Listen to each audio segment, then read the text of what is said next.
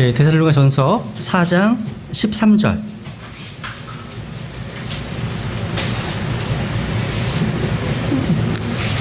데살로니가전서 4장 13절부터 제가 읽겠습니다. 예, 우리는 지난주에서 이제 예수 그리스도의 미래 사역을 살펴보고 오늘 기독론을 가능하면 마무리 짓겠습니다. 혹시 마무리 못하면 다음 주에 조금 더 하고 이렇게 테스트하고 마무리하겠습니다. 근데 이 미래 사역은 교회의 휴거와 더불어 시작이 되죠. 유명한 말씀이죠. 한번 보겠습니다.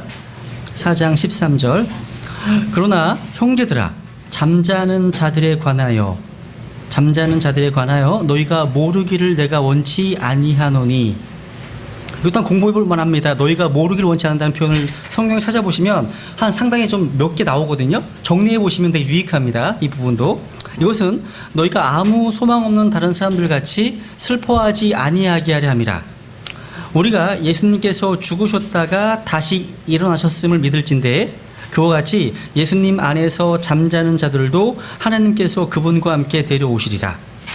우리가 주의 말씀으로 너희에게 이것을 말하노니, 권위가 있죠. 주의 말씀으로 너희에게 이것을 말하노니 곧 주께서 오실 때까지 살아서 남아있는 우리가 결코 잠자는 자들보다 앞서지 못하리라. 같이 읽죠. 16, 17, 18절 시작. 주께서 호령과 천사장의 음성과 하나님의 나팔 소리와 함께 친히 하늘로부터 내려오시리니 그리스도 안에서 죽은 자들이 먼저 일어나고 그 뒤에 살아서 남아있는 우리가 그들과 함께 구름들 속으로 채어 올라가 공중에서 주를 만나리라. 그리하여 우리가 항상 주와 함께 있으리라. 그러므로 이 말씀들로 서로 위로하라. 이 본문 말씀은요, 이 말씀은 사실은 구약 성도의 부활과 휴거가 아닙니다. 이 말씀은 또 환난 성도의 부활과 휴거가 아니죠. 그죠? 이것은 바로 우리 구원받은 크리스찬의 부활과 휴거에 대한 놀라운 메시지입니다. 그죠? 이 지식이 없으면 비참합니다. 이 지식이 없으면 아무 소망 없는 자처럼 슬퍼하고 허무함 가운데 절망 가운데 빠질 수밖에 없습니다. 잠잔다는 말 자체가요, 요한복음 11장부터 나사로를 말씀하시면서 나사로가 잠잔다고 말씀하시죠. 실제 죽었는데, 그죠? 그러니까 크리스찬으로서 몸이 죽은 사람들을 잠들었다고 말씀하십니다. 육신의 몸이 죽어서 안식을 얻는 것. 우리 구원받은 크리스찬에 있어서 죽으면 끝이 아니죠. 안식이죠. 근데 이 부활과 휴거의 진리는 복된 소망입니다. 영광스러운 소망이고요. 산 소망입니다. 고린도전서 15장도 볼까요? 여기 잡아주시고요. 고린도전서 15장 51절. 여기 하나님께서 보여주신 신비가 하나 나오는데요. 이 신비는 일반 부활과 다르기 때문에 신비입니다. 무슨 얘기냐면 우선 51절 52절 같이 읽죠. 고린도전서 15장 51절 52절 시작. 보라, 내가 너희에게 한 가지 신비를 보이노니 우리가 다 잠자지 아니하고 마지막 나팔 소리가 날 때에 눈 깜짝할 사이에 순식간에 다 변화되리라. 나팔 소리가 남에 죽은 자들이 썩지 아니할 것으로 일어나고 우리가 변화되리니. 이건 신비예요. 여러분, 죽은 자들의 부활이나 구약 성도들의 부활은요, 신비가 아닙니다. 그거 구분하셔야 됩니다. 이것은요, 그러니까 예수 그리스도의 지상 재림이나 어떤 구약 성도의 부활은요, 구약 성도들에게 있어서 이것은 널리 알려지고 선포된 진리였습니다. 모든 유대인들이 이미 알고 있는 바였어요. 그런데 그러니까 구원받은 크리스찬의 부활과 휴거는요, 당시 알려져 있지 않은 신비였습니다. 이것은 신약 성도들에게 계시된 놀라운 미스터리였다는 거예요. 신비는요. 여러분, 예수 그리스도께서 공중에 재림하시면 크리스찬들이 부활하고 휴거하게 될 터인데, 여러분, 그러면 지상 재림처럼 어떤 자연계의 변화가 일어나나요? 지진이 일어나고 뭐 엄청난 지각변도 일어나고 이런 게 있습니까? 자연계에 아무런 변화도 없습니다. 또 예수 그리스도께서 공중에 이 땅에 재림하시게 되면 마귀에게 어떠한 변화가 있나요? 마귀가 큰 구렁텅이에 빠지거나 불못에 가거나 이런 게 있습니까? 아무것도 없습니다. 이 땅에는 아무런 변화가 없다는 거예요. 없습니다. 그리고요, 구원받지 못한 일반 사람들은 그냥 그대로 땅에 남습니다. 땅에 남습니다. 그리고 어제와 똑같은 일상들이 반복될 거예요. 공중재림 후에는요. 이것은 지상재림과는 다르죠. 이 내용은 제가 조금 이따 말씀드릴게요. 여기 보시면 지난주 공부했던 것처럼 한 가지 신비를 보인다고 하시면서 우리가 다 잠자지 아니하고 마지막 나팔 소리가 날 때 눈 깜짝할 사이에 순식간에 뭐라고요? 다 예수면 다다 뭐 이런 거 있잖아요. 다 변화됩니다. 예의가 없어요. 그렇기 때문에 부분 죽어설은 진리가 아닙니다. 거짓입니다. 모두가 다 예외 없이 예수 그리스도를 내가 믿고 구원받았다면 다 이 부활과 휴거에 동참하는 거예요. 그죠? 근데 여러분 혹시 이런 거 들어보셨어요? 어떤 그 부류에서는 저희들 되게 안타깝게 여겨요. 쟤네들은 환란전 휴거를 믿는데 이렇게 하면서 안타깝게 여깁니다. 그 중에 하나의 근거가 이거예요. 여기 보면 마지막 나팔 소리란 말, 이 나팔 소리를 요한계시록을 공부하시면 여기에 일곱 그 나팔이 나오잖아요. 그 요한계시록 11장 같은 데 보면 7번째 천사가 나팔을 불어요. 이것과 연관시켜요. 마지막 나팔이라고. 근데 그게 아니에요. 그게 아닙니다. 이거 잘 분별하셔야 됩니다. 그죠? 만약에 7번째 나팔이 마지막 나팔이라면 휴거의 시점을 대환란의 끝으로 볼 수밖에 없습니다. 그렇다면요, 신약 크리스찬들은 대환란의 모든 재난과 재앙을 통과할 수밖에 없죠. 이해가 가시죠? 그들의 근거가 이런 근거라는 거예요. 근데 지금 방금 처음에 보셨던 데살로니가서 4장에 보니까 이 나팔 소리가 누구의 나팔 소리입니까? 하나님의 나팔 소리와 함께죠. 하나님이 부는 나팔입니다. 이걸 잘 분별하셔야 되는 거죠. 여기 위에 보시면 14절 보시면 우리가 예수님께서 죽으셨다가 다시 일어나셨음을 믿을진데 누가 믿습니까? 이 사실을요. 크리스찬이잖아요. 그죠? 크리스찬입니다. 2000년 교회사 기간 동안에 구원받은 모든 성도들 가운데 이미 죽어있는 성도들의 몸은요 모두 땅 속에 있어요. 땅 속에 묻혀 있죠. 혼은요? 혼은 그렇죠. 저 위에 있어요. 누구와 함께? 주님과 함께 있습니다. 여러분 여호와의 증인들이나 안식교도들은요 우리가 죽을 때 혼도 멸절된다라고 하는 교리가 있습니다. 혼의 멸절 교리를 가르친다는 거예요. 혼은 끝난다는 거예요. 근데 성경은 말씀하시기를 구원받은 성도가 죽게 되면 몸은 이 땅에 묻히지만 혼은 주님과 함께 있다가 다시 이 땅에 올 것입니다. 그러니까 몸이 죽을 때 혼이 사라지는 게 아니에요. 이런 것들도 좀 알아두면 좋겠습니다.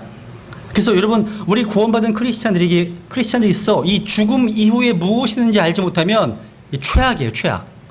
모르면 최악입니다. 절망이죠. 여러분 우리 구원받은 성도들에게 있어 죽음은요 몸이 자는 것이고요 혼이 주님과 함께 있는 것입니다. 단순해요. 그래서 여기 15절 보니까 우리가 주의 말씀으로 너희 것을 말한다 말씀하고 있죠. 바울은요 자기의 견해나 사상을 말한 것이 아니었습니다. 신학적인 말, 철학적인 말, 무슨 교회 전통 이런 거 말한 것이 아니에요. 말씀 사역자로서 부활과 휴거에 대한 주님의 말씀을 듣고 받아서 그 받은 말씀을 선포한 거예요. 그래서 주의 말씀으로 선포한 거죠. 그죠? 주의 말씀은 옳습니다. 주의 말씀은 순수합니다. 주의 말씀은 거룩합니다. 진리입니다. 그죠? 그래서 그 거룩한 성경 기록으로 선포하는 사람이 말씀 선포자입니다. 다른 게 아니에요. 무슨 신비한 영적 체험, 직통계시를 받았다고 그러고 막 이런 거 이상한 얘기, 이런 거 체험, 신비한 체험. 성경 기록이 완성된 이후에는요 필요하지 않습니다. 더 이상. 오늘날 부활과 휴거의 날짜를 정하는 사람들이 있어요. 다 틀렸어요. 지금까지 맞춘 사람이 없습니다. 왜? 이들 모두는 다 주님의 말씀으로 선포하지 않았기 때문이에요. 근데 여기 15절에 보시면요, 야 이게 하나님은 질서의 하나님이세요. 주님께서 이 땅에 오시는 날도요 순서가 있어. 앞뒤 우선순위가 나온다는 거죠. 근데 여기 보시면 16절 보세요. 한번 16절 보시면 주께서 호령과 천사장의 음성과 하나님의 나팔 소리와 함께 오신대요. 호령이 뭐예요? 샤우트, 막 고함 내는 거예요. 고함 소리예요. 호령, 천사장의 음성. 여러분 주의 날이요 신약 성경 같은 데 보시면요 데살로니가서 5장 그 아래 보세요. 5장 1절 그러나 형제들아 그 때와 그 시기에 관하여는 내가 너에게 쓸 필요가 없나니 주의 날이 밤에 도둑같이 이르는 줄을 너희 자신이 완전히 아느니라. 말씀하시죠. 요한계시록 3장 3절도 주의 날이 밤에 도둑처럼 말씀하세요. 도둑처럼 온다고요. 야, 이상하죠? 도둑 어떻게 와요? 살며시 아무도 보이지 않게 소리가 들리지 않게 조용히 오잖아요. 그런데 여기 성경에서는요, 호령, 샤우트 막 고함 막 이런 호령과 천사장의 음성과 나팔을 불면서 온대요. 이게 이게 조화로워요? 조화롭습니까? 이게 샤우트란 말이 엄청 큰 소리거든요. 도둑이요, 내가 가노라 하면서 막 갈까요? 그런 경우 어디 있어요? 그죠? 없죠. 그러니까 이게 포커스가 다른 거예요. 도둑처럼 온다는 말은요, 아무도 예상하지 못한 때, 생각지 못한 때에 온다는 데 포커스가 있는 거예요. 여기 호령과 천사장의 음성과 하나님의 나팔로 오신다. 여러분 성경에 보시면요, 하나님께서 우리를 부르시는 소리가 있어요. 실제로 여기 계신 분들 가운데 구원받은 성도라면 하나님께서 여러분의 이름을 다 부르실 거예요. 영서가 come up hither, 이리로 올라와라. 들리실 거예요. 근데 이리로 올라오란 말이 성경에 3번 딱 나와요. 잠언 25장에 한 번, 계시록 4장에 한 번, 요한계시록 11장에 한 번. 구약 성도의 부활, 또 신약 성도의 부활, 환란 성도의 부활 다 연관되어 있습니다. 이리로 올라와라 말씀하시거든요. 근데 여러분 요한복음 12장 때 보시면요, 아버지 하나님께서 예수 그리스도를 향해서 하늘로부터 음성이 들렸습니다. 근데 예수님 알아들으셨죠? 근데 주위에 있던 사람들은 못 알아들었어요. 무슨 소리 들었어요? 무슨 소리로? 천둥 소리 들었죠? 또 다마스커스에서 우리 주님께서 사도에게 나타나셨죠. 사울아 사울아 얘기하셨죠. 그 주위의 사람들은 알아들어서 못 알아들었습니까? 못 알아들었잖아요. 그러니까 하늘로부터 나는 음성이요, 실제 들린다더라도요, 우리에겐 들려요. 무슨 내용인지를. 구원받으신 분들은요. 구원받지 못하신 분들은요, 뭔가 하여튼 이상한데 못 알아들을 거라는 거죠. 그게 욥기 37장 40장 뭐 다양하게 나와 있어요. 주님의 음성이 천둥 소리 같다는 말씀이 나와요. 하나만 찾아볼까요? 그냥 요한복음 12장을 보시죠. 요한복음 12장. 최근에 우리 아이가요, 유튜브에서 어떤 영상을 보여줬는데, 전 세계 곳곳에서 하늘에서 무슨 나팔 소리 같은 게 들린다는 게 막 그 유튜브에 떠 있더라고요. 그래서 봤는데 과학자들도 이게 무슨 소리를 모르더라고. 다들 걔가 어쩔 줄 몰라 하는 게 막 들려요. 저도 몰라요 뭔지. 그런 게 있더라고요. 어쨌거나 요한복음 12장 모르는 게 한두 가지예요. 진짜. 요한복음 12장 28절 보면, 아버지여 아버지의 이름을 영화롭게 하옵소서 하시니 이에 하늘로부터 음성이 나서 이르시되 내가 이미 그것을 영화롭게 하였고 다시 영화롭게 하리라 하시니라. 그러므로 곁에 서서 그것을 들은 사람들은 천둥이 쳤다고도 하며 다른 사람들은 이르기를 천사가 그에게 말하였다 하니, 여기다가 욥기 37장 4절 5절을 적어놓으시면 좋겠어요. 옆에다가 천둥 쳤다는 말이 옆에다가요, 욥기 37장 4절 5절 또 40장 9절까지 주의 음성은 천둥 소리와 같다는 말씀이 나와 있어요. 거기에요. 그러니까 구원받지 못한 사람들에게서 이 주님이 오시는 이 음성은요, 전혀 알아들을 수 없는 그런 음성일 거예요. 천둥 치는 것처럼. 그런데 구원받은 성도들에게서 하나님의 부르시는 음성은요, 우리가 사랑하는 목자의 음성이고요, 내가 사랑하는 이 음성이고요, 또 내가 아는 목자의 음성이 될 거라는 거죠. 그렇죠? 그리고 이제 다시 보세요. 4장, 데살로니가서 4장 보시면 16절 보면, 주께서 호령과 천사장의 음성과 하나님의 나팔 소리와 함께 친히 하늘로부터 뭐 하신다고요? 내려오신다고 되어 있죠. 내려오십니다. 주님은 내려오십니다. 내려오시리니 그리스도 안에서 죽은 자들이 먼저 일어나고 그 뒤에 살아서 남아있는 우리가 그들과 함께 구름들 속으로 채어 올라가, be caught up. 채어 올라간다는 말이 휴거예요. 채어 올라가, 이게 휴거입니다. 휴거라는 말이 성경에는 안 나오죠. 근데 이 채어 올라가는 말을 한자로 풀으면 휴거예요. 이게요. 휴거입니다. 근데 잘 보세요. 성경을 읽으실 때 우리는 한 단 한 단을 좀 유심히 보셔야 돼요. 우리가 주님과 공중에서 만나게 되는 곳이 어디서예요? 네? 어디서 만난다고요? 공중에서. in the air. 공중에서. 만남의 장소는 여기 구로가 아니에요. 여러분의 사시는 지역도 아니고 저 호렙산 시내산도 아닙니다. 우리가 주님과 만나게 되는 장소는 공중에서요. 공중에서. 저 이거 보면서 웃었다니까요. 왠지 아세요? 마귀를 말씀하실 때 공중에 권도 잡은 통치를 말씀하시잖아요. 이거 마귀의 본거지가 공중인데 주님께 대놓고 오시는 걸로 우리랑 만나시는 거예요. 거기에 만나시러 오시는 거죠. 오시고 나면 어떤 일이 벌어지세요? 주님은 하늘에서 내려오시는 거예요. 내려오셨다가 우리랑 만나고 나서 같이 내려오나요? 뒷땅으로? 아니에요. 주님은 내려오셨다가 유턴을 해서 올라가서 다시 유턴으로 올라가시고요. 우리는 그대로 올라가는 거죠. 이게 성경에서 말씀하시는 거예요. 공중 재림인 거죠. 그죠? 우리가 이게 공중 재림하고 지상 재림을 구분하셔야 돼요. 그래서 주님께서 우리를 데려가시고 나서 그 다음에 그리하여 우리가 항상 주와 함께 있으리라. 우리가 항상 주와 함께 있으리라 하시면서 그러므로 이 말씀들로 서로 위로하라. 이 말씀들로 위로하래요. 사고로 먼저 가신 어떤 성도들, 그죠? 순교하신 분들, 또 우리보다 먼저 앞서 가신 성도들 다시 만나실 겁니다. 그러니까 이게 우리에게 위로가 되지 않습니까? 제가 어제 요한계시록 5장을 좀 공부하다가요.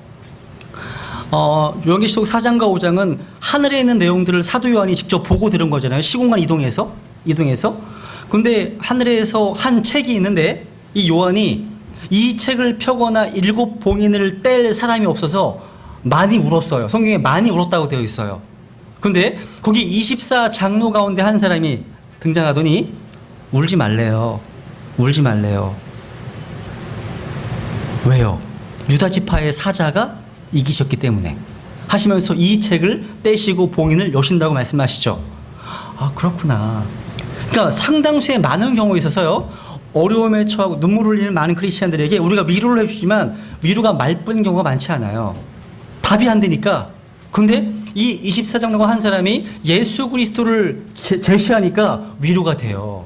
그러니까 모든 문제의 열쇠는 바로 예수 그리스도십니다. 그죠? 그분을 통해서 우리는 삶의 문제에 대한 해답과 위로를 발견하게 된다는 거죠. 마찬가지예요. 사도 바울도 위로할 때 그냥 우리말로 위로하는 게 아니라 주의 말씀으로 예수 그리스도의 오심을 증언했잖아요. 그게 우리에게 소망이 되는 거 아닙니까? 이 땅에 있는 모든 문제들이 다 예수님의 재림으로 다 해결됩니다. 100%. 여러분, 이런 얘기 하시잖아요. 우리가 좀 이 세상이 이랬으면 좋겠어. 진짜 더러운 세상 이랬으면 좋겠어. 막 이런 얘기 하잖아요. 근데 그런 세상이 저 위에예요. 플러스 알파예요. 상상을 초월하죠. 실제. 저 하늘은요, 여러분이 가서 살게 될 장소예요. 무슨 영적 상태도 아니고요. 정치적 상태가 아니에요. 실제 우리가 거주할 공간이에요. 이 땅에서 여러분 100년 사시잖아요. 100년이 뭐예요? 한 80년? 그죠? 저는 한 70년 살까? 더 어쨌거나요? 예. 이 땅에서 7, 80년 사시잖아요. 저 하늘 가서는 몇 년 사셔야 돼요? 영원을 사셔야 돼요. 마치 이민 가는 거예요. 하늘에요. 동산도 있고요. 나무도 있고요. 또 물도 있고요. 생물도 있고요. 흰말도 있고 불말도 있고 병고도 있고요. 다 있어요. 우리 아이들이 그래요. 아빠, 하늘 가면 재미 되게 없을 것 같아. 막 그래요. 네가 몰라서 그래. 네가 좋아하는 모든 것 플러스 알파가 하늘이야. 내가 그랬어요. 사실이에요. 하늘은요, 우리의 영적인 상태가 아니에요. 실제 우리가 거해야 될 장소예요. 문자적인 곳이라고요. 그죠? 근데 그곳에 우리를 데려가시기 위해서 이 땅에 오시는 분, 바로 예수님이신 거죠. 그게 우리에게 복된 소망 아니에요? 만약에 환란 통과한다면 우리는 누굴 기다리는 거예요? 적그리스도를 기다리고 계십니까 지금? 베리티 부서워하십니까? 아니잖아요. 이게 무슨 복된 소망이에요? 재앙이지. 그죠? 어쨌거나 이제 프린트 보시면 정리해 볼게요. 휴거의 목적, 위로의 소망입니다. 당연하죠. 또 요한일서 3장을 볼까요? 요한일서 3장.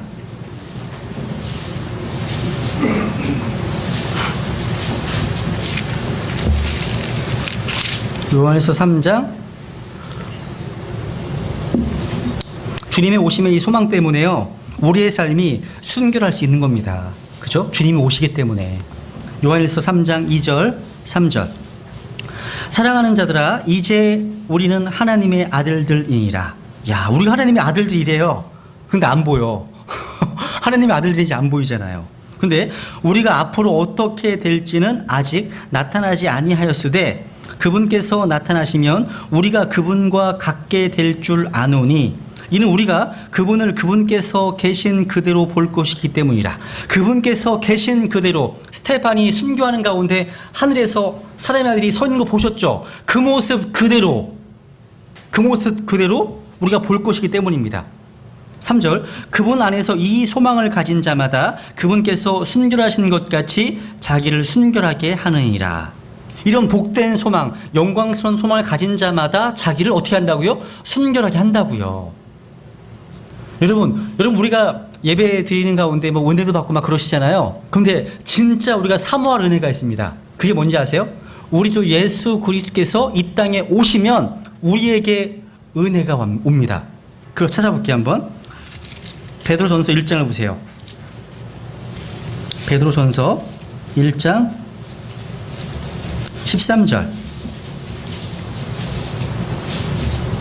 베드로전서 1장 13절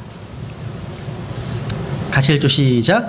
그러므로 너희 마음의 허리를 동이고 정신을 차려 예수 그리스도께서 나타나실 때에 너희에게 가져오실 그 은혜로 인해 끝까지 소망을 가질지어다. 여기 보시면 예수 그리스도께서 재림하실 때 나타나실 때 너희에게 가져오실 그 은혜가 있대요. 그 은혜가 어떤 은혜예요? 그 은혜 중 하나가 바로 우리 몸의 변화입니다. 오늘날 많은 사람들이요 불멸의 혼의 구원은 원하지 않아요. 근데 불멸의 몸은 원해요. 불로초도 원하고 막 그러잖아요. 근데 이 불멸의 몸은요 혼의 구원, 예수 그리스도를 자신의 구주로 믿어서 구원받은 크리스찬들이 주님께서 이 땅에 오시면 받게 되는 선물입니다. 이런 몸을 받게 되신다는 거죠. 별로 안 다가오시죠, 그죠? 다들 그냥 이게 남 얘기하는 것처럼 들으시는데 이런 거 들으시면 정말 가슴 뛰셔야 돼요. 설레셔야 되는 거죠. 우리 몸이 체인징이 돼요. 이런 정말 연약한 몸에서 불멸의 몸으로 초자연적인 슈퍼맨으로 바뀌는 거예요. 그 몸으로요. 이게 은혜입니다. 은혜예요. 이것을 디도서 2장에 보시면 보세요. 한번 디도서 2장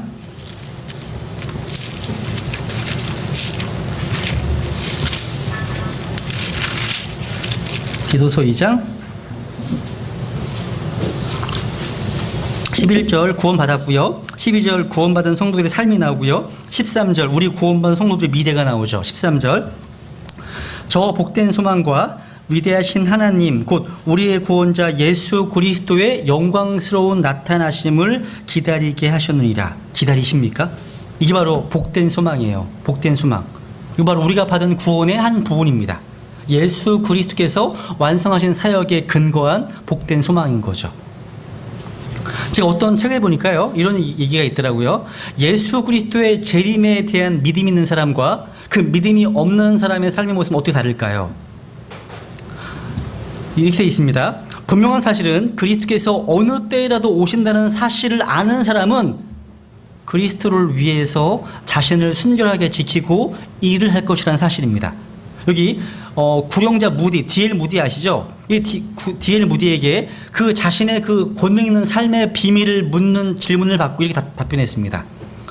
저는요 수년 동안 설교할 때마다 이 설교가 끝나기 전에 그리스도께서 오실 수 있다고 생각해 왔습니다. 항상 예수 그리스도의 재림을 인식하고 살았다는 거예요. 영국에 설교했던 캠벨 몰간들이 이렇게 얘기했습니다. 나는 매일 밤마다 내일이 마지막 날일지도 모른다는 생각을 하면서 잠이 들었습니다. 또 고아들의 아버지였던 이 조지 물런은 이렇게 얘기했습니다. 하나님께서 주 예수의 재림의 진리를 깨닫게 해주셨을 때 자기 심정이 이랬답니다. 잠들어 있는 세상을 생각하니 내 속에서 죄인에 대한 사랑이 끌어올랐다고요. 사랑이 끌어올랐다고요. 또 허드슨 테일러, 이 중국의 선교사였죠. 주님의 재림은 나의 사역에 있어 가장 큰 원동력이었습니다. 재림에 대한 사실 진리가요. 또 장로교의 강력한 전도자였던 이 윌버 셰퍼만 이렇게 얘기했습니다. 내가 주님의 재림을 설교하는 이유는 이 재림의 사실이 나의 사역 전체를 변화시켰기 때문입니다. 얘기했습니다. 진짜 믿으신다면, 주님의 임박한 재림의 진리를 믿으신다면 우리 이렇게 안 사실 것 같아요. 이렇게 안 사십니다. 그렇죠? 마틴 루터가 이렇게 얘기했어요. 예수님께서 자신이 오실 시간을 알려주시지 않은 이유는 우리가 긴장을 다 해제하고 안일에 빠질 것을 염려하셨기 때문이라고 얘기합니다. 그죠? 그럼 우선 네 번째 휴거의 시점입니다. 휴거의 시점. 성경은 환난 전 휴거를 가르치고 있습니다. 이것은요, 다니엘의 실십제 주라고 불리는 환난이라고 불리는 시기 이전에 휴거될 것을 말씀하시는 거예요. 여러분, 다니엘의 실십제 주 들어보셨어요? 확인 한번 해볼게요. 다니엘서 9장을 보세요, 한번. 이거 왜 확인을 하냐면, 이 다니엘서 70주를요, 좀 너무 이상하게 푸시는 분을 제가 지난주 일요일날 좀 뵈서요. 그래서 짧게만 말씀드리고 넘어가려고요. 다니엘서 9장 24절부터 보면 그 유명한 71회에 대한 하느님의 놀라운 경륜과 열이 나옵니다. 이 내용을 다 할 수는 없지만 그냥 보시면 핵심이 이렇습니다. 24절. 주께서 내 백성과 내 거룩한 도시에게 71회를 정하셨나니, 잘 보세요. 항상 성경을 공부할 때 대상이 누군지를 항상 유념하셔야 돼요. 누구예요? 내 백성과 누구? 내 거룩한 도시예요. 71회는 유대인과 예루살렘을 위한 겁니다. 교회와 아무런 관계가 없어요. 교회가 아니에요. 그래서 71회는 내 백성 유대인들과 거룩한 도시에게 정하셨는데, 이것은 범법을 그치고 죄들을 끝내며 불법에 대하여 화해를 이루고 영존하는 의를 가져오며 환상과 대언을 봉인하고 또 지극히 거룩하신 이에게 기름을 붓고자 함이라. 그러니까 범법을 그치고, 이 내용을 구원받은 교회에 예수 그리스도의 십자가의 사역으로 적용하는 경우가 대다수입니다. 그 내용이 아니에요. 지금 이건요, 교리적으로 대상이 누구예요? 유대인에 대한 거예요. 유대인들이 범법을 그치고 죄들을 끝내는 시기가 언제예요? 구속자이신 예수 그리스도께서 이 땅에 재림하신 그 날, 죄들이 블록팅 아웃돼요. 그들은요, 깨끗하게 된다는 거죠. 재림하시는 그날. 그러니까 71회에 대한 교리적인 내용 자체는 유대인과 연관돼 있다는 거, 이게 중요하다는 거예요. 그러면서 제가 지난주에 어떤 얘기를 들었냐면 25절에 그러므로 알고 깨달을지니라, 즉 예루살렘을 회복하고 건축하라는 명령이 나가는 때로부터 통치자 메시아에 이르기까지 7일회와 62일회가 있으리니, 심지어 곤란한 때에 거리와 성벽이 다시 건축될 것이며, 여기 가장 중요한 핵심 포인트가 예루살렘을 회복하고 건축하라는 명령이에요. 이게 언제냐예요. 그런데 되게 유명하신 그분께서 이렇게 얘기하시더라고요. 이것은 바로 BC 536년 고레스의 칙령이라고요. 오, 그럴듯해요. 굉장히. 왜냐하면 역대하 보면, 역대하 36장 같은 데 보시면요, 예루살렘에 대한 회복을 칙령을 내리거든, 고레스가요. 그런데 자세히 읽어보시면 예루살렘 성전에 대한 얘기예요. 주의 전에 대한 얘기라고요. 예루살렘 거리나 어떤 그런 회복에 대한 얘기가 아니라는 거죠. 여기서 핀트가 벗어났어요. 어쨌거나 이 내용은 느헤미야 2장에서 말씀하시는 지금 아탁세르세스 그 상황, 그러니까 그 보좌에 오른 지 20년 되는 해였어요. BC 445년 경이었다는 거죠. 하여튼 이 내용은 그런 내용이 있으니까 한번 참고상 말씀드렸고요. 이렇게 71회가 되기 전에 교회가 휴거되고 나면 71회는 지금 다시 하나님께 누구를 대상으로 사역하신다고요? 유대인들. 그러니까 70회 때는 다시 표적이 등장하고 방언이 나와요. 그때는요. 그러니까 이스라엘 백성들을 사역하시는 경륜 가운데는 표적이 있습니다. 그죠? 근데 그 전에 교회는 휴거되는 거라는 거죠. 보세요. 그래서 환난 휴거. 근데 어떤 분들은 또 환난 휴거를 반대합니다. 근데 그 근거가요, 성경적인 어떤 진리를 제시하기보다는 성경 외적인 주장을 증거해요. 이런 거죠. 이런 거죠. 들어보셨을 거야, 아마. 환란전 휴거 1호는 1830년 영국의 에드워드 어빙의 주장이며, 또 마가렛 맥도널이라는 한 소녀가 환상 가운데 계시를 받은 것이며, 또 라쿤자라고 하는 예수의 신부가 창안해낸 이론이다 라고 주장하며 반대한다는 거죠. 그러나 환란전 휴거는 성경적 진리입니다. 이게 마귀가 한 말이라도요, 성경과 같다면 받아들여야 되는 거 아닙니까? 여러분? 저 이거에 대한, 뭐, 신빙성은 모르겠어요. 그렇게 주장을 하니까. 어쨌거나 성경적 진리와 일치하면 우리는 받아들이면 돼요. 그죠? 여러분, 창세기 3장에서 마귀가 이브를 속이기 했던 거짓말 가운데 5분에 사는 진실이었어요. 생각해 보세요. 그죠? 진실이었습니다. 여러분, 존 칼빈, 장로교회 창시자 존 칼빈은요, 유대인들이 다시 모여서 회복될 것을 믿지 않았습니다. 마틴 루터는요, 다윗의 왕자가 이 지상에 있을 것을 믿지 않았습니다. 그리고 조지 휘필드, 존 웨슬리 같은 경우는요, 두 증인으로서 모세와 엘리야의 재림을 믿지 않았습니다. 프로테스탄트 얘기하죠. 항거자. 가톨릭이 항거했다고 그러잖아요. 지금 뭐가 달라요? 이 프로테스탄트들이 성직자와 평신도를 구분합니다. 니골라파의 교리를 지금 붙들고 있습니다. 유아에게 세례 줍니다. 사도신경을 암송하고 있습니다. 세례 문답을 통해서 교인을 만듭니다. 소명, 부르심의 증거보다 시험을 쳐서 사역자를 임명합니다. 성경조차도 캐톨릭 성경을 쓰고 있지 않습니까? 뭐가 바뀐 거예요? 어떠한 사악한 사람이 주장한다 하더라도요, 우리 손에 들고 있는 이 킹제임스 성경을 가지고 확인하시면 돼요. 이사야서 8장 확인 넘어가죠. 이사야서 8장을 보세요. 한번. 이사야서 8장 20절. 이사야서 8장 20절 같이 읽죠. 시작. 그들이 율법과 증언에게 구할지니 만일 그들이 이 말씀에 따라 말하지 아니하면 그 까닭은 그들 안에 빛이 없기 때문이니라. 테스트 하셔야 돼요. 테스트 하시라고요. 그들이 이 말씀에 따라 말한다면 빛을 받은 거고요, 말하지 않으면 빛이 없는 거예요. 기준이 뭐예요? 옳고 그름에 대한 기준. 이 사람이 사도야? 사도라고 주장합니다. 사도인지 여부를 테스트할 수 있는 성경적 테스트 기준이 여기 있어요. 분별할 수 있습니다. 그래서 에베소 교회는 칭찬받지 않았습니까? 계시록 2장에서 하셔야 돼요. 거짓 교리와 거짓 행실들에 대해서 여러분이 분별하셔야 됩니다.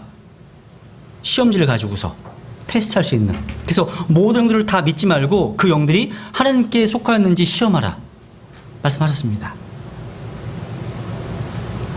이 환란, 휴거의 시기와 연관돼서는요, 되게 많은 견해가 있어요. 근데 보통 일반적으로 환란 전 휴거가 있고요, 그리고 환란 중 휴거 또는 환란 후 휴거가 있습니다.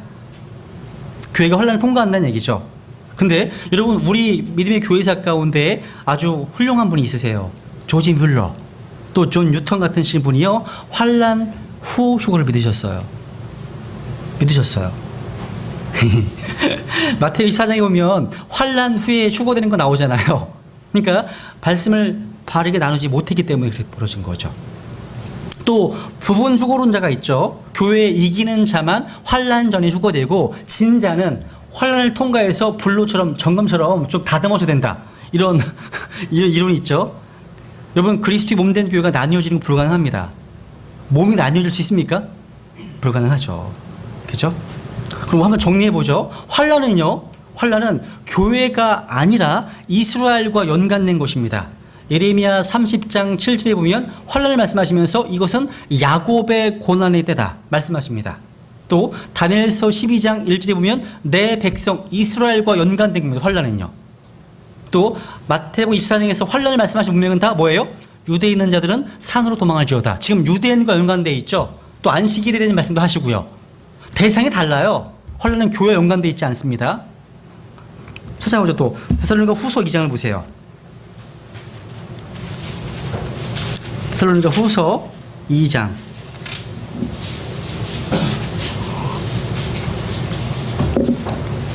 1절부터 쭉 읽어볼게요. 데살로니가 후서 2장 1절. 형제들아, 우리 주 예수 그리스도의 오심과 우리가 그분께로 함께 모이는 것, 휴거네요, 그죠? 함께 모이는 것으로 말미암아 이제 우리가 너희에게 간청하노니 너희는 영어로나 말로나 혹은 우리에게서 왔다는 편지로나 그리스도의 날이 가까이 이르렀다 해서 쉽게 마음이 흔들리거나 불안해하지 말라. 오늘날 구원받은 크리스찬들이 너무 불안해요. 베리집 때문에. 성경에서 말씀하십니다. 마음이 흔들리거나 불안해하는 것은요, 성령의 역사가 아닙니다. 3절 아무도 어떤 방법으로든 너희를 속이지 못하게 하라. 먼저 떨어져 나가는 일이 일어나고 falling away죠. 배교하는 거예요. 그죠? 저 죄의 사람 곧 멸망의 아들이 드러나지 아니하면 그날이 이르지 아니하리라. 그는 대적하는 자요 또 하나님이라 불리거나 혹은 경배하는 모든 자 위로 자기를 높이는 자로서 하나님처럼 하나님의 성전에 앉아 자기가 하나님인 것을 스스로 보이느니라. 내가 여전히 너희와 함께 있었을 때 이 일들을 너희에게 말한 것을 너희가 기억하지 못하느냐? 너희는 그가 그의 때에 드러나게 하려고 무엇이 저지하고 있는지 지금 아나니. 7절 8절 같이 읽죠. 시작. 불법의 신비가 이미 일하고 있으나 다만 지금 막고 있는 이가 길에서 옮겨질 때까지 막으리라. 그 뒤에 저 사악한 자가 드러날 터인데 주께서 자신의 입의 영으로 그를 소멸시키시고 친히 오실 때의 광채로 그를 멸하시리라. 여러분 그리스도의 날은요 그리스도의 심판석에서 구원받은 성도들이 심판받는 날입니다. 그 날이 오기 전에 오려면요 두 가지가 먼저 선행되어야 됩니다. 먼저 배교하는 것, 두 번째로 죄의 사람이 등장하는 것이죠. 지금 현재 그리스도의 몸과 함께 하시는 성령님께서 이 죄의 사람을 저지하고 있습니다. 적그리스도는요 교회에 내주하시는 성령님께서 옮겨주실 때까지는 몸과 함께 교회와 함께 나타날 수 없습니다. 성령님께서 교회를 데리고 가신 이후에 즉시 이 불법자 죄의 사람이 나타나게 되는 거죠. 그리고 교회에 함께 주님께 재림하실 때 그는 파멸을 당한다는 거죠. 정리하면 교회의 휴거 후에 죄의 사람이 등장하고 그리스도의 날이 이를 거라는 사실이에요. 누가복음 17장도 볼까요 한번? 이제 모형적으로 누가복음 17장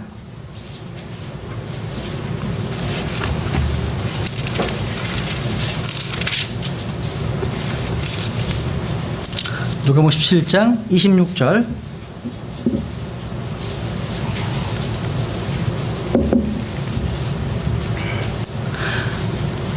누가복음 17장 26절 노아의 날들에 이루어진 것 같이 사람의 아들의 날들에도 그러하리라. 노아가 방주로 들어가는 날까지 그들이 먹고 마시고 장가하고 시집가더니 홍수가 나서 그들을 다 멸하였느니라. 마찬가지로 롯의 날에도 그와 같았으니 그들이 먹고 마시고 사고 팔고 심고 건축했을 때 롯이 소돔에서 나간 바로 그날에 하늘로부터 불과 유황이 비오듯 내려 그들을 다 멸하였느니라. 실제로 소돔과 고모라 땅에 가면 유황이 아직도 있습니다. 근데 이 지상에 있는 모든 유황은 순도가 40%를 넘지 않습니다. 그런데 소돔과 고모라 지역에 실제 존재하는 유황의 그 순도는 96%입니다. 그래서 많은 그 지질학자들이요, 이 유황은 이 땅에서 온 것이 아니라고 얘기합니다. 어디서 온 거예요? From heaven이에요. 하늘로부터 비오 내렸다고 말씀하고 있죠. 30절 사람의 아들이 나타나는 날에도 그와 같으리라 말씀하십니다. 이것은 다요 노아의 대홍수나 소돔과 고모라의 멸망은요 다 다가오는 심판과 진노를 예표하는 거예요.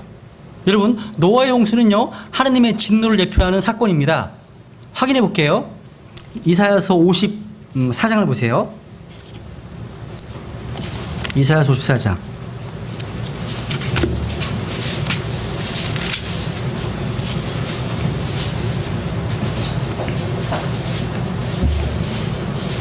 이사야서 54장 8절 보면 내가 조금 진노하는 가운데 내 얼굴을 잠시 내게 숨겼으나 영존하는 친절로 내게 긍휼을 베풀리라. 주 내 구속자가 말하노라.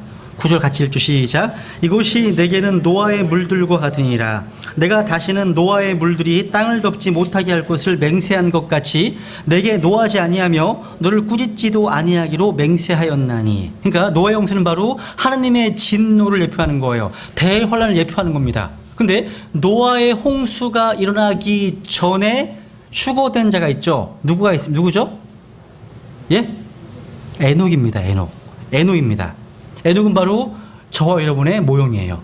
대환란 전에 휴거될 교회의 모형입니다. 또 소돔과 고모라도 마찬가지죠. 그죠? 소돔과 고모라가 멸망하기 전에 롯이 바깥으로 취해졌었죠. 소알로 피했죠. 그러고 나서 불과 영향이 쏟아졌죠. 그죠? 롯도 마찬가지예요. 그러니까 이 두 가지가 다 심판이 임하기 전에 바깥으로 취해집니다. 에녹은 바로 노아의 홍수 전에 옮겨졌고 롯은 소돔과 멸망하기 전에 취해졌습니다. 밖으로요. 근데 잘 보세요. 부원적으로는 틀립니다. 에녹은요, 하나님과 동행했던 아주 영적인 사람이었습니다. 경건한 사람이었습니다. 300년 동안 하나님과 함께 걸었거든요. 근데 롯은 되게 육신적인 사람이었고요. 세상적인 사람이었습니다. 그런데 베드로 후서 2장에 보면 롯도 의로운 사람이었다고 얘기합니다. 확인해 볼까 하면 베드로후서 2장을 보세요. 한번. 베드로후서 2장 7절. 베드로후서 2장 7절. 오늘날 우리 구원받은 성경 신자들의 모습이 이 롯과 같은 모습인 것 같아요. 롯. 어떤 면에서 사악한 자들의 더러운 행실로 인해 괴로움을 받던 의로운 롯을 건져내셨으니 이는 저 의로운 사람이 롯이 의롭답니다. 야, 신약 시대에 와서 예수 그리스도의 피가 흘려진 이후에는요, 구약 성도들의 죄가 안 나와요. 기록이 안 나와요. 신약 시대, 신약 성경에서는요. 보세요. 의로운 사람이 그들 가운데 거하며 그들의 불법 행위를 보고 들으면서 날마다 자기의 의로운 혼을 괴롭게 하기 때문이니라. 주께서 하나님을 따르는 자들은 시험들에서 건질 줄 아시고 또 불의한 자들은 심판의 날까지 예비해 두사 벌할 줄 아시며 하나님을 따르는 자들 누굽니까? 문맥에서 노아와 롯입니다. 지금. 야, 그러니까 이 노아와 롯을요, 특히 롯도 하나님을 따르는 자였고 의로운 자였다 말씀하십니다.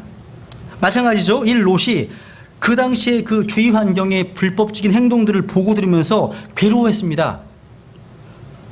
저 여러분 그렇지 않으세요? 이 세상이 되게 좋아 보이시면 타락하신 거예요. 이 세상 주위가요, 시체 썩는 죄악의 냄새가 진동하는 걸 느끼신다면 경건하신 겁니다. 어떠세요? 어떠십니까? 근데 둘 다 바깥으로 끄집어내셨습니다. 둘 다요. 둘 다. 육신적인 롯도 또 하나님과 동행했던 에녹도 말입니다. 그런데 하나님과 동행했던 영적인 사람 에녹은요, 옮겨져서 축복과 보상을 받았습니다. 육신적인 롯은 건짐을 받았지만 부끄러운 것이었어요. 왜? 다 잃어버렸거든. 다 잃어버렸습니다. 전유산 모두 다. 지금 이 시대에도요, 두 종류의 성도들이 있습니다. 영적인 성도들과 육신의 성도들이 있다는 겁니다. 어느 쪽이십니까, 여러분들은? 주님은 모든 신자들을요, 심판이 임하기 전에 다 빼내실 것입니다. 다. 에녹 같은 사람들은요, 우리 주 곧 구원자 예수 그리스도의 영존하는 왕국에 들어감을 풍성하게 베푸실 것입니다. 보상을 받을 것입니다. 근데 롯과 같은 사람들은요, 구원은 받지만 불 가운데서 부끄러움을 받을 겁니다. 보상을 잃을 것입니다. 또 손실을 당할 것입니다. 여러분, 그리스도 심판석이 여러분, 나 구원 받았으니까 괜찮지 생각하지 마세요. 두렵습니다. 사도 바울이 주의 테러, 주님의 두려우심을 내가 안다고 고백합니다. 두려운 거예요. 이 땅에서 구원 받았으니까 그 사람은 크리스마스에 가서요, 상당히 힘들 걸요. 아마 상당히 힘들 겁니다.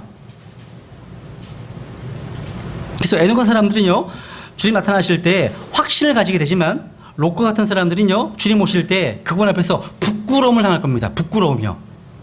이 땅에서 여러분의 섬김과 여러분의 삶이요, 영혼과 연관돼 있어요. 여러분, 이거 생각하시면 여러분 지금의 짧은 시간, 여러분 하늘에서도 눈물이 있어요. 아까 사도 요한이 하늘 가서 울었죠.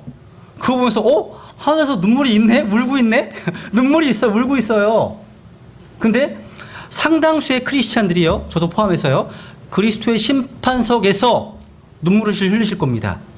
내가 주님을 위해서 조금 더 섬기고 희생할 걸.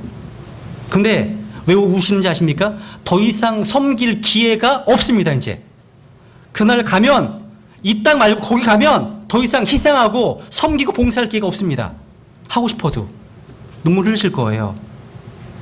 신앙자 심판 때도요, 내가 아는 사랑하는 가족과 지인과 친지들이 영원한 불못으로 빠진 것을 보는 순간 눈물을 흘리실 겁니다.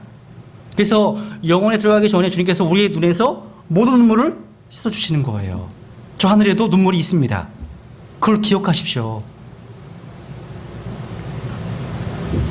이렇게 두 부류의 사람이 있다는 거죠. 에녹처럼 하나님과 동행했던 영적인 사람이 있고요. 아니면 육신적이고 세속적이며 이기적인 그런 사람들의 모형, 신자들의 모형을 롯이 있다는 거죠. 또 한 가지 이제 별과 태양인데요. 이것은 심판이 닥치기 전에 주님께서 도둑처럼 오신다고 말씀드렸죠. 또 샛별 확인해 보죠. 베드로서 1장 보세요. 앞에 보세요. 앞에 1장 18절.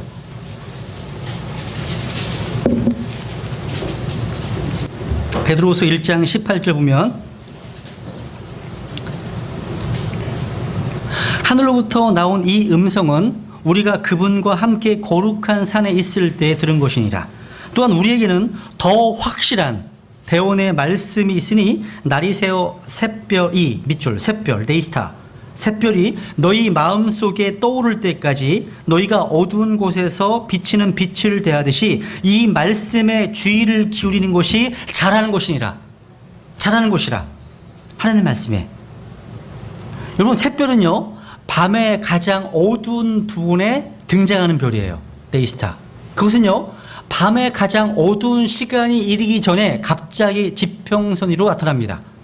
샛별은요 그것을 보기 위해서 깨어있는 소수의 사람들에게만 보여집니다. 관찰해야 되거든요. 이 별은요 세상에 나머지 사람 다 잠들어 있습니다. 잠자고 있어요. 천문학자들이냐 스타게이저들, 그러니까 하늘을 주시하는 사람들만이 샛별을 봅니다. 반대로 태양은요 온 세상을 빛으로 비치고 모든 자연을 깨우죠. 다릅니다. 근데 여러분 그리스도의 몸된 교회에 있어 예수님의 이 땅에 오심은요 샛별이 떠오르는 것 같습니다. 여러분 예수님은요 우리 구원받은 성도들의 샛별이십니다. 그분 나타나시면요 우리를 자신의 처소로 데려가십니다. 하늘의 맨션으로요. 맨션으로. 그때 세상은 잠들어 있어요. 잠들어 있습니다.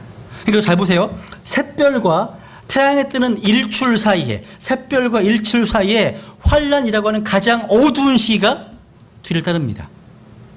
이해가시죠? 샛별, 대환란, 태양. 순서가 이렇습니다. 그러니까 샛별과 의의 태양이 떠오르는 사이에는 주의 심판이 아직 있다는 겁니다.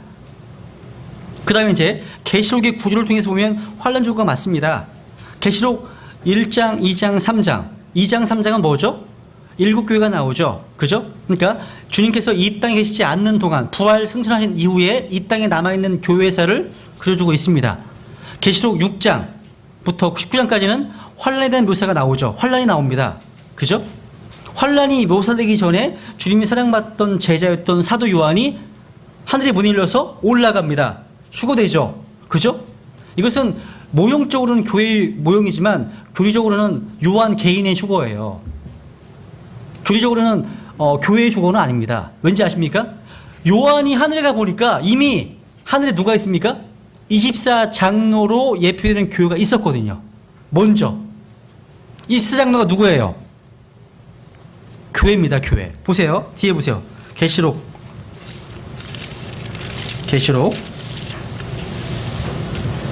5장 보시면 5장 8절. 여러분 말씀에 기록된 말씀대로 믿으시면 돼요. 계시록 5장 8절 보면요. 그분께서 바로 예수님이시죠. 그 책을 취하심에 내 짐승과 24 장로가 저마다 하프와 향이 가득한 금병들을 가지고 어린 양 앞에 엎드렸는데 이 향은 성도들의 기도라. 그들이 새 노래를 불러 이르되 주께서 그 책을 취하시고 그 책이 봉인들을 열기 합당하시나이다. 주께서 죽임을 당하시고 주의 피로 모든 족속과 언어와 백성과 민족 가운데서 이 족속, 언어, 백성, 민족이 계시록이 반복되어 온 세상을 구분하는 하나의 구분이에요. 족속, 언어, 백성, 민족 가운데서 우리를 구속하사 하나님께 드리셨으며 또 우리 하나님을 위해 우리를 왕과 제사장으로 삼으셨으니 우리가 땅에서 통치하리이다 하더라. 누굽니까? 24장로가요. 주님께서 주의 피로 구속함을 받은 자들입니다. 누구예요? 신약 크리스찬이에요. 크리스찬입니다. 그러니까 요한이 하늘로 휴거돼 올라가니까 하늘에 누가 있었습니까? 이미 신약 교회가 있었다는 거죠. 근데 그 교회가 바로 이제 주님과 함께 이 시상에 돌아오는 거. 계시 19장에서 4장 1절에서 하늘의 문이 열렸습니다. 19장에서 문이 또 열려서 누군가 내려옵니다. 4장은 누가 올라가는 거고 19장에서는요 누군가 내려오는 거예요.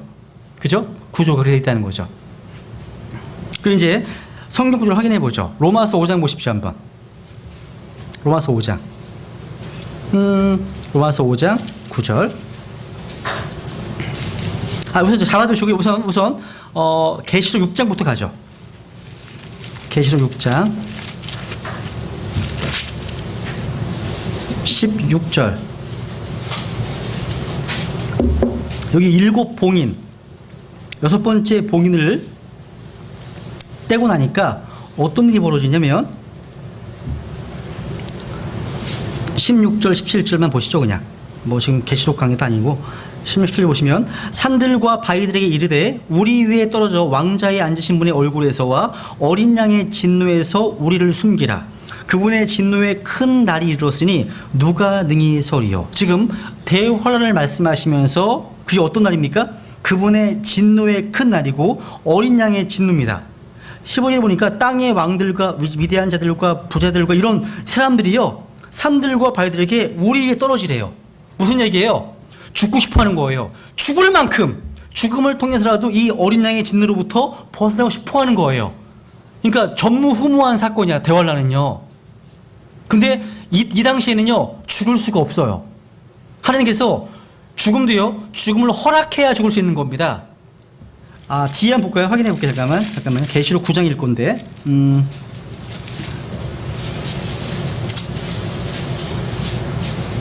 9장 6절이네. 보세요. 6절 보시면 못 죽습니다. 끝날 수가 없어요.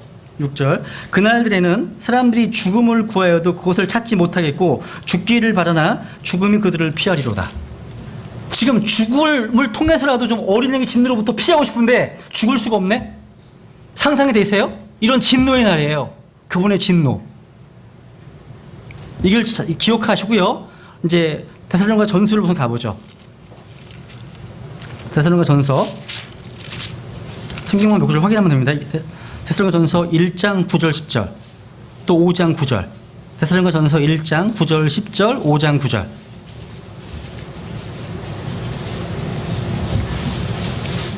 (1장 9절) 그들이 직접 우리에 관하여 보여주되 우리가 어떤 식으로 너에게 들어갔는지 또 너희가 어떻게 우상들을 버리고 하나님께로 돌아와 살아계시고 참되신 하나님을 섬기며 그분께서 죽은 자들로부터 살리신 그분의 아들께서 하늘로부터 오실 것을 기다리는지 보여주나니 이분은 곧 그 다음 다가올 진노로부터 우리를 건져내신 예수님이시니라. 다가올 진노, 어린 양의 진노, 대환란. 보세요. 또 5장 9절 5장 9절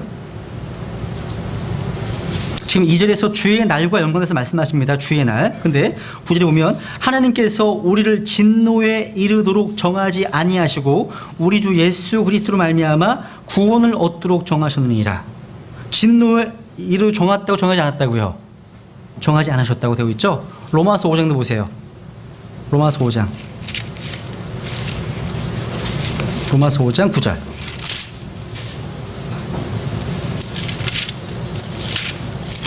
로마서 5장 9절 보면 그러면 이제 우리가 그분의 피로 말미암아 의롭게 되었은즉 더욱더 그분을 통해 진노로부터 구원을 받으리니. 진노로부터 구원을 받는다고 되어 있죠. 물론 이 진노가요 대환란도 되지만 신앙자 심판도 될 수 있고요 또 지옥과 불모도 될 수 있고요 재림될 수 있습니다. 진노를 찾아보면 어쨌거나 그리스도인들은요 진노에 이르도 정하지 않았습니다. 그러니까 대환란 되기 전에 죽어든다는 거죠. 그죠? 이게 복된 소망입니다. 우리가 적그리스도를 기다린다면 적그리스도를 만나게 된다면 이게 복된 소망입니까? 아니죠. 그죠? 여러분 아까 여기 데살로니가전서 5장에서요 주님께서 오신다는 것이 뭐처럼 오신다고요? 밤에 도둑처럼 오신다고 되어 있죠. M.R. 디안이 쓰셨던 책에 보니까요 재림에 대한 책인데 보니까 이런 내용이 있더라고요. 도둑을 말씀하시면서 이렇게 얘기를 들었어요. 도둑처럼 임했다고. 도둑이 어떻게 오느냐. 첫 번째, 도둑은 밤에 가장 어두운 시기에 옵니다. 맞죠? 두 번째, 도둑은요 잠자는 자들이 알지 못하게 조용히 옵니다. 그죠? 세 번째, 도둑은요, 무언가를 스네치, 낚아채러, 훔치러 옵니다. 훔치러 옵니다. 네 번째 도둑은요, 보석들과 금과 진주를 찾습니다. 여러분 진주시네요. 금이시네, 그죠? 와. 그 다음, 도둑은요, 가치 없는 것들에는 관심이 없어요.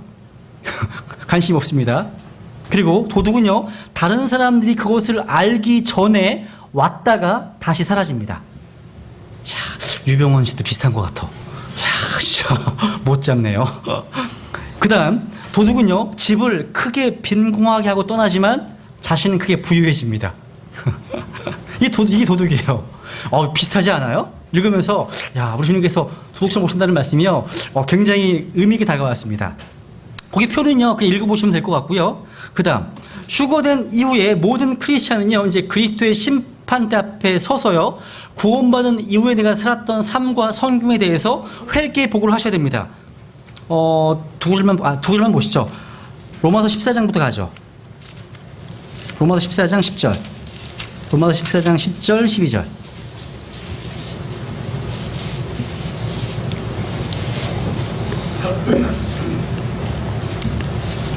로마서 14장 10절 12절. 그런데 내가 어찌하여 내 형제를 판단하느냐, 어찌하여 내 형제를 무시하느냐. 우리가 다 그죠? 다 올라가 다 봤지. 우리가 다 그리스도의 심판석 앞에 서리라. 12절. 그러므로 이와 같이 우리 각 사람이, 심판은 각 사람 받습니다. 각 사람이 자신에 관하여 하나님께 회개 보고를 하리라. 무지 무서운 말씀이에요. 회개 보고를 한다. 너 그때 왜 그렇게 말했어? 왜 그렇게 행동했어? 설명해야 돼, 하나님께. 회개 보고를 하리라. 고린도전서 4장을 볼까요? 고린도전서 4장.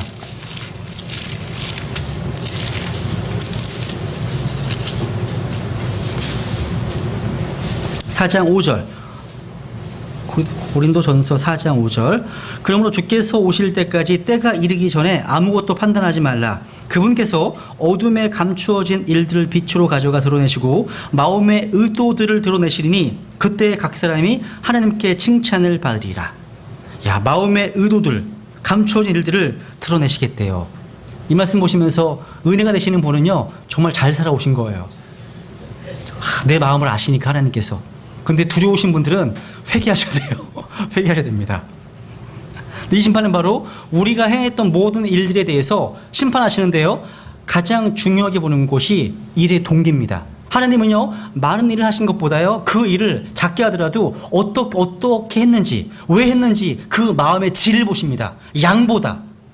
그래서 이 앞에 3장에 보시면요, 불로 심판하시는데 각 사람의 일이 어떠한 종류인지를, what sort it is, 어떠한 종류인지를 보시겠대요. 그 일이 어떠한 종류인지 질을 보신다는 거죠. 복음 전으로 나가셨어요. 왜 나가셨습니까? 이 동기가 그리스도의 사랑하심에 강건한 힘으로 나갔다면 이건 금과 은과 보석이 되는 거예요. 그런데 다른 사람들을 의식해서 자기 의를 세우고서 나갔다면 이건 다 불타는 거죠. 근데 상당수 많이 불탈 것 같아요. 왜? 사람들이 이상하게 카운트하거나 몇 명 구령해서 막 자랑하잖아요. 왜 그러는지 모르겠어요. 그죠? 어쨌거나 우리의 말과 섬김과 이런 행동들이요, 그 동기와 질, 그의 의도를 다 하나님께서 다 빛으로 드러내실 겁니다. 참 두려운 거예요. 무섭습니다. 그죠? 다 드러나는 거죠. 그래서 어떤 분들은 자기의 수고로 인해서 보상과 영예를 받을 거예요. 저는 사도 바울 옆에 가면 옆에 있지도 못할 것 같아요. 저쪽에 있을 것 같아요.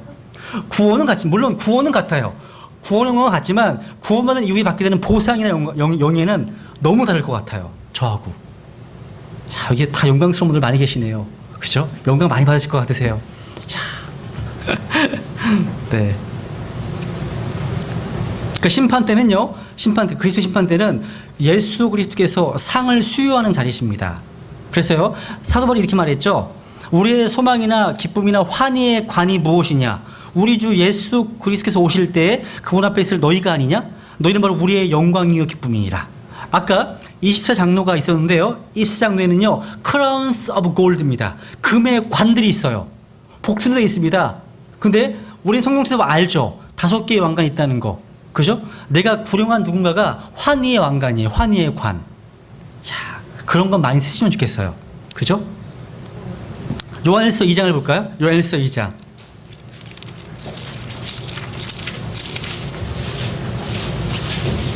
요한일서 2장.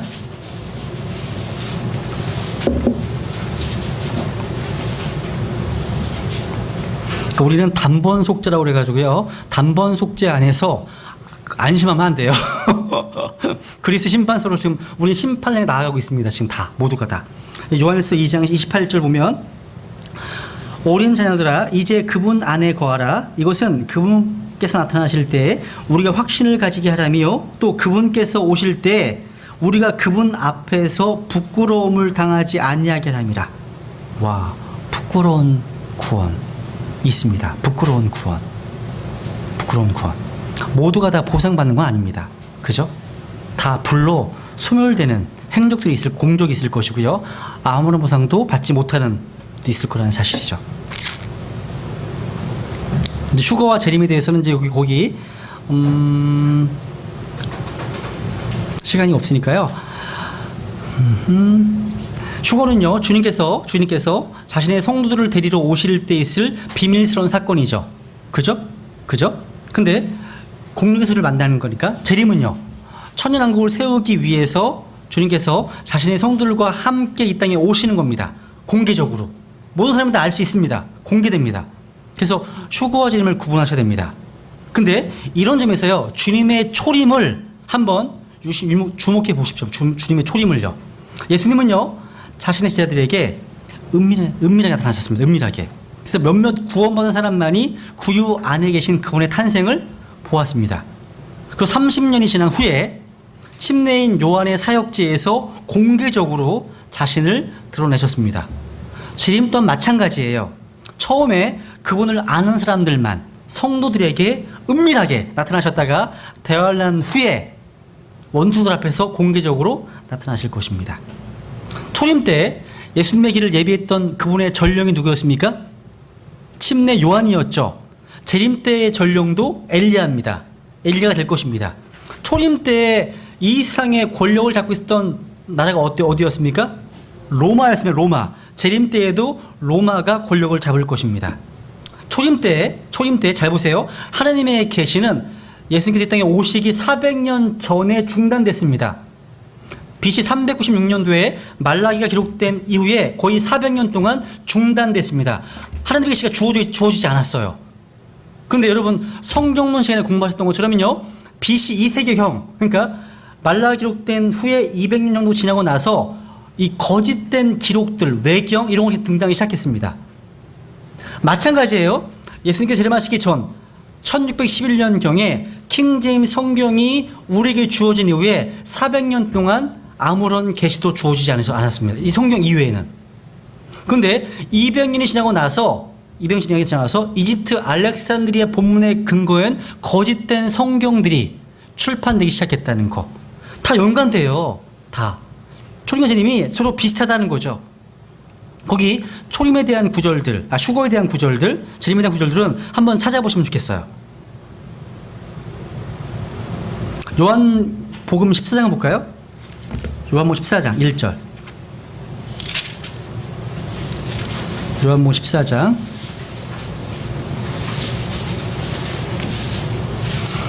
야, 오늘 다 못하겠는데요? 요한복음 14장 1절.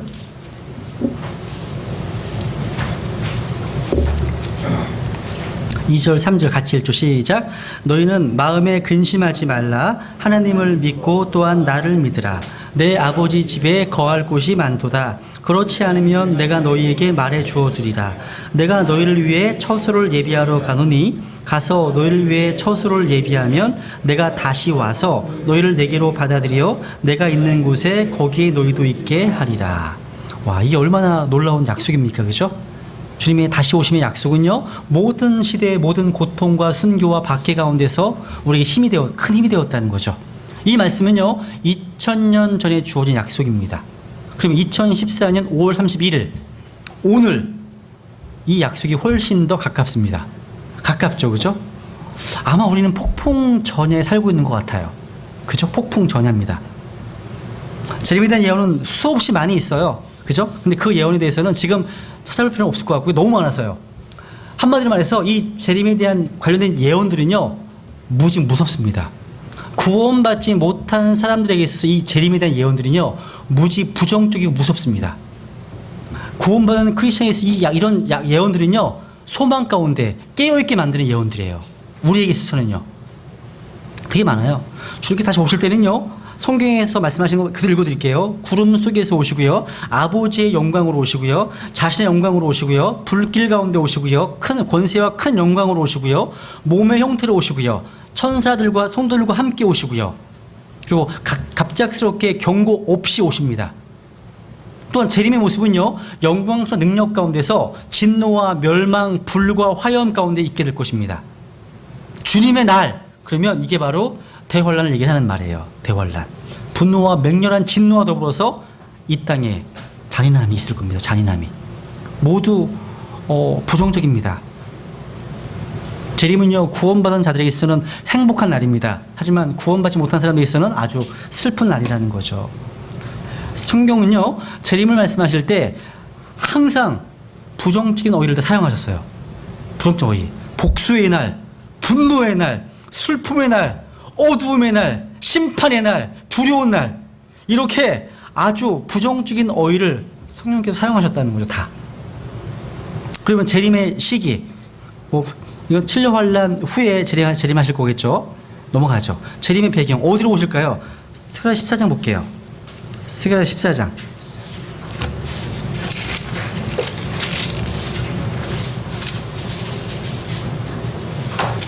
스가랴 14장에 보시면 올리브산에 이 땅에 오십니다. 올리브산. 14장 4절. 그날입니다. 바로 주님 재림하신 날입니다. 그날에 그분의 발이 14장 4절 스가랴에서 예루살렘 앞 동쪽에 있는 올리브산에 설 것이요, 올리브산이 거기 한 가운데서 동쪽과 서쪽으로 갈라지므로 심히 큰 골짜기가 생길 것이며 그 산의 반은 북쪽으로 그 산의 반은 남쪽으로 이동하리라. 여기 보시면 그날에 그분의 발이 어디에? 어느 산에? 올리브산에. 그러니까 주님께서 어디로 오실 것인지 분명합니다. 초림들은 어디서 오셨습니까? 어디로? 베들레헴에. 그죠? 재림 때는 어디서 오신다고요? 올리브산으로 오십니다. 올리브산. 근데 성경에 오시면요, 구약성을 읽다 보면 주님께서 오시는데 올리브산이 아니라 무슨 시내산, 바란산, 광야 이런 게 막 나와요. 이게 바로 그 유명한 왕의 대로입니다. 왕의 대로. 주님께서는요, 올리브산에 이 땅에 재림하시기 전에 시내산에 오셔서 왕의 대로를 따라서 진군하실 것입니다. 주님은요, 시내산으로부터 파란산과 에돔을 통과합니다. 하박국 3장에 나오죠. 오실 것입니다. 사사기 5장도 나오고요. 이 왕의 대로, 민수기 21장에 나옵니다. 왕의 대로를 따라서 여호수아가 건넜던 그 요단강을 건너서 올리브산으로 이를 겁니다. 올리브산으로. 그 구약에서 이것을 바로 이 길을요, 왕의 대로, 킹스 하이웨이라고 부르는 겁니다. 이것은 바로 언약궤의 여정과 동일해요. 언약궤의 여정. 그러니까 요단에서 예루살렘으로 도착할 거라는 사실이죠. 그리고 이 땅에 재림하시게 되면 적그리스도의 군대들을 다 파멸시킬 겁니다. 그리고 살아있는 자들이 속한 민족들은요, 심판을 받을 겁니다. 여호사밧 골짜기에서. 주님 재림하시면요, 이 땅에 살아있는 모든 민족들이 다 심판받습니다. 여호사밧 골짜기에 모여서. 그게 바로 그 유명한 민족들에 대한 심판이야. 한번 확인해 보죠. 마태복음 25장. 마태복음 25장 31절. 31절 같이 읽죠. 시작. 사람의 아들이 자기의 영광 중에 모든 거룩한 천사와 함께 올 때에 자기의 영광의 왕자에 앉아서 그 다음 모든 민족들을 자기 앞에 모으고 목자가 염소들로부터 자기 양들을 갈라내듯 그들을 일일이 분리하여 양들은 자기 오른편에 두되 염소들은 왼편에 두리라. 여기 보시면 사람의 아들 예수 그리스도께서 거룩한 천사와 함께 올 때 재림이죠. 그리고 자기의 영광의 왕자에 앉습니다. 이 다윗의 왕자입니다. 앉습니다. 그리고 모든 민족들을 모으죠. 이스라엘은 포함되지 않습니다. 그죠? 모든 민족들을 모아서 심판하십니다. 근데 심판의 기준이 뭐예요? 심판의 기준이 바로 예수님의 형제들, 바로 유대인들, 이스라엘 백성들을 어떻게 대하는가에 대한 기준을 가지고서 결정돼요. 이게 사회복음이에요. 사회복음. 사회복음. 그러니까 재림 때 민족들이 심판했을 심판의 기준이 바로 35, 30, 37, 38 보면요. 40절만 봐. 40절. 40절. 왕이 그들이 대답하여 이르되 진실로 내가 너희에게 이르노니 너희가 이들 내 형제들 중에서 가장 작은 자 하나에게 하였은즉 내게 하였느니라. 지금 내 형제들 바로 예수님과의 육체적인 형제를 얘기하는 거예요. 박해 가운데 유대인들 환란 때 그들에게 어떻게 행했는가에 따라서 천연왕국으로 넘어가느냐 넘어가지 않느냐 결정되는 거예요. 양이 결정되는 거야. 이게 가시보생이지 지금 하늘나라 가는 얘기하는 거 아니에요. 우리 얘기하는 게 아니에요. 천연왕국에 들어가느냐 들어가지 않느냐의 기준이 이렇다고요. 기록된 말씀들을 믿으면요. 이 심판은 신왕대 심판이 아닙니다. 그죠? 이 심판은 땅 위에서 행해지는 거죠. 땅 위에서. 신왕 심판은 땅이 있어 없어? 없어요. 하늘과 땅이 없어진 뒤에 이루어지잖아요. 또 이거는요. 거듭나지 않은 죽은 사람들에 대한 심판이 아니라요. 살아있는 민족들에 대한 심판이잖아요. 또 심판의 기준이 이 민족들이 이스라엘 백성들을 어떻게 대했냐에 따라서 심판하는 것이지 생명책에 이름이 있느냐 없느냐 그게 아니라는 거죠. 비교가 되죠. 그렇죠? 그래서 양으로 분류된 민족들은 예수 그리스도 섬기게 됩니다. 그래서 1000년 동안 철저함으로 그들을 통치할 거라는 사실이죠. 또 이 사회 전반으로 보면요. 이사야 11장 보세요. 이사야 11장. 이사야 11장 9절. 이런 세상에 빨리 와야 되는데. 그죠? 야. 이사야 11장 9절 같이 읽죠. 시작. 그것들이 내 거룩한 산 모든 곳에서 상하게 하거나 멸하지 아니하리니 이는 물들이 바다를 덮는 것 같이 주를 아는 지식이 땅에 충만할 것이기 때문이라. 아멘. 세상이요. 주님 아는 지식으로 충만할 것입니다. 충만합니다. 자, 이런 세상이 왔으면 좋겠죠. 그죠? 빨리. 그죠? 적그리스도와 마귀는 어떻게 될까요? 산채로요. 산채로 불못에 던져집니다. 산채로. 보통 존재가 아니죠. 슈퍼맨이에요. 슈퍼맨. 이 존재도요. 산채로 넘어가 들어가잖아요. 데살로니가 후서 2장 8절에 보시면요. 그 뒤에 저 사악한 자가 드러나리니 주께서 자신의 입의 영으로 그를 소멸시키시고 친히 오실 때의 광채로 그를 멸하신다고 말씀하고 있습니다. 그러니까 주님 오시게 되면 적그리스도는요. 마지막에 불못으로 던질 것이라고 말씀하고 있습니다. 마귀는요. 1000년 동안 구렁에 갇힙니다. 1000년 동안 갇히죠. 피조세기는 어떻게 됩니까? 피조세기는 자, 썩어짐의 속박으로부터 해방됩니다. 해방됩니다. 로마서 8장에 말씀하고 있죠. 8장 19절부터 다 구속되는 거예요. 예수 그리스도 이 땅에 오시기 전까지 다시 오시기 전까지는 어떤 피조물도 영광스러운 해방이 되지 못합니다. 그러니까 자연에 내려진 저주가 주님 다시 오시면 다 제거됩니다. 제거되는 거예요. 이사야서만 확인해보고 넘어가죠. 이사야서 55장 13절. 이사야서 55장 13절. 전나무가 가시나무를 대신하여 나고 은매화 나무가 찔을 대신하여 나리니 이것이 주를 위해 한 이름이 되며 끊어지지 아니할 영존하는 표적이 되리라. 또 65장을 가죠. 65장 25절. 65장 25절.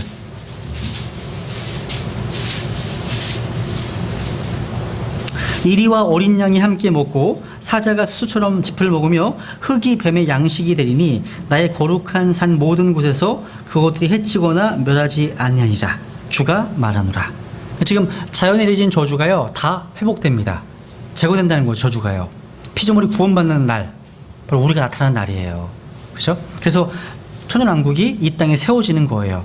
다니엘서 7장 가볼까요? 다니엘서 2장도 볼게요. 2장.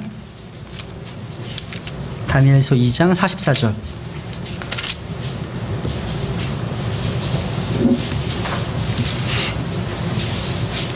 네, 한 5분만 하고 마치죠. 다니엘서 2장 44절 보면 같이 읽죠. 시작. 이 왕들의 시대에 하늘의 하나님께서 한 왕국을 세우실 터인데 그곳은 결코 멸망하지 아니하리이다.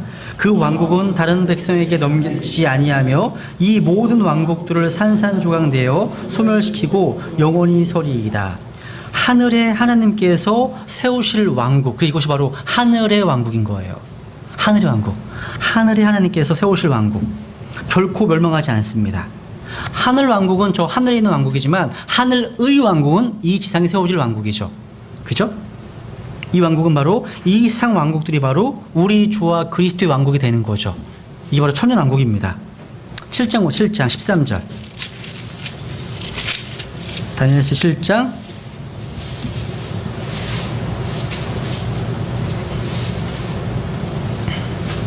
14절 보면 7장 14절 그분께서 그에게 통치와 영광과 왕국을 주시니 이것은 모든 백성들과 민족들과 언어들이 그를 섬기게 하렵니다.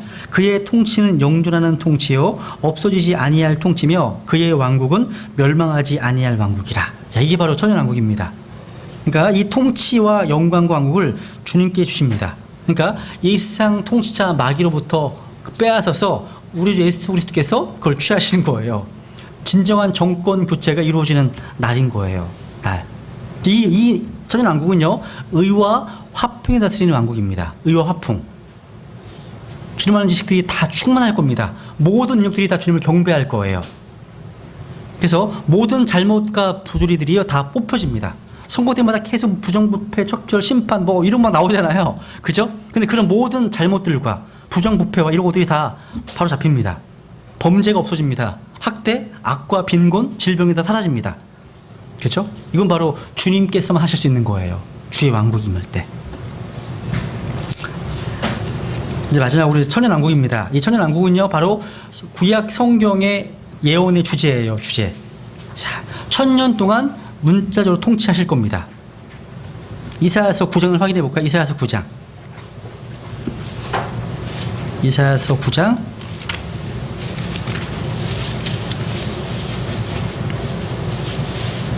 7절, 이사야서 9장 7절. 그의 정권과 그의 정부, 그의 정권과 화평의 번창함이 끝이 없으며 그가 다윗의 왕자와 그의 왕국 위에 군림하여 그것을 정비하고 이제로부터 영원토록 판단의 공의와 정의로 그것을 굳게 세우리라. 만군의 주의 열심히 이것을 이루리라. 그러니까 화평과 의의 황금 시대가 도래하는 겁니다. 야, 진짜 엄청난 시대가 열리는 겁니다. 그 천년왕국 백성만도 너무 좋을 것 같아요. 또 우리는 백성이 아니야. 우리는 왕과 제사장이 됩니다. 그러니까 지금 거의 재정일치의 사회입니다. 왕이 세상을 겸직하는 나라죠. 왕국이죠. 자, 놀라운 시대입니다. 그 천년왕국 때는요, 예루살렘이 통치의 중심이 됩니다. 예루살렘이요. 예루살렘이 경배의 중심이 됩니다. 그리고 이스라엘 백성들은요, 창세기 15장에 예언하신 대로 팔레스타인 땅에 거주하게 될 겁니다.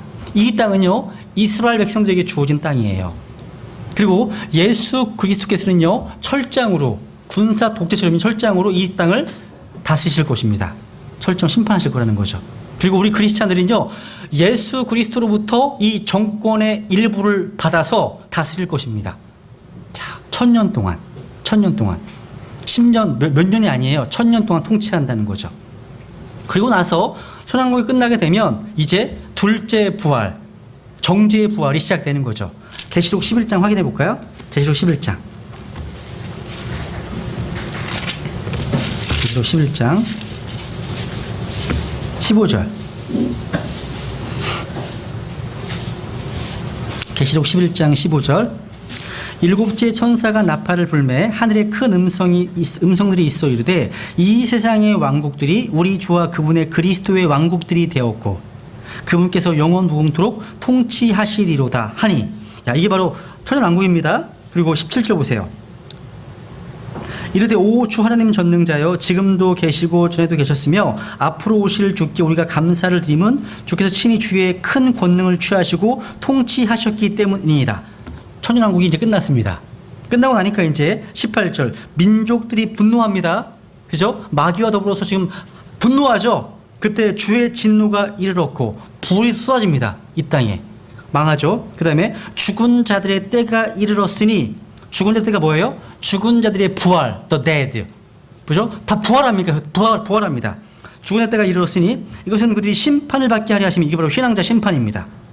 또 주께서 주의 종 대언자들과 성도들과 또 작은 자든지 큰 자든지 주의 이름을 두려워하는 자들에게 보상을 주려 하심이며 또 땅을 멸하는 자들을 멸하려 하심이니이다 하더라. 그러니까 신앙자 심판 때 구원받지 못한 사람들만 있는 것이 아니라 환난 때나 천년왕국 때 죽은 사람들에 대한 심판과 보상이 있다는 거예요. 여기서요. 그죠? 그 순서리 되는 거죠. 신앙자 심판. 이 심판의 심판자로서 우리 주 예수 그리스도께서 심판하실 겁니다. 그러고 나서 끝이 옵니다. 끝이 오는 거예요. 이제 한국을 자꾸 마치죠. 고린도서 15장. 너무 빨리 했네요. 그죠? 좀 확인을 해봐야 되는데 이게 너무 광범위한 주제니까 이 내용에 대해서는요. 뭐 요한계시록 강의도 들으셔도 괜찮고요. 또 종말론 같은 거 들으시면 도움이 되실 거예요. 이제 새 하늘과 새 땅이 오죠. 또 새 예루살렘이 또 우리가 들어갈 곳이 됐다. 15장 23절부터 읽고 제가 마치죠. 그러나 각 사람이 자기 차례대로 되리니 먼저는 첫 열매인 그리스도요 그 다음은 그리스도께 오실 때 그분께 속한 사람들이라. 그때 끝이 오리니 곧 그분께서 모든 치리와 모든 권세와 권능을 물리치시고 왕국을 하나님 곧 아버지께 넘겨드리실지라. 끝이 오는 겁니다. 끝이 오는 거죠. 그리고 나서 그분께서 모든 원수를 그분의 발 아래 두실 때까지 그분께서 반드시 통치해야 하느니 멸망받을 마지막 원수는 사망이니라. 사망이라. 이제 과거 사역이 끝났죠. 현재 사역도 끝났습니다. 이제 미래 사역이 계속 펼쳐질 거라는 사실이죠. 그죠? 그분의 사역이, 미래 사역이, 왕으로서의 사역이 계속 진행될 것입니다. 사도 요한이요. 이거 중요한 질문입니다. 그 다음 주 시험 마지막 문제인데요. 사도 요한이 계시록 마지막 장에서 마지막으로 구했던 것이 무엇이었습니까? 그걸 하나 찾죠? 보세요. 찾고 마치죠. 네, 계시록 22장.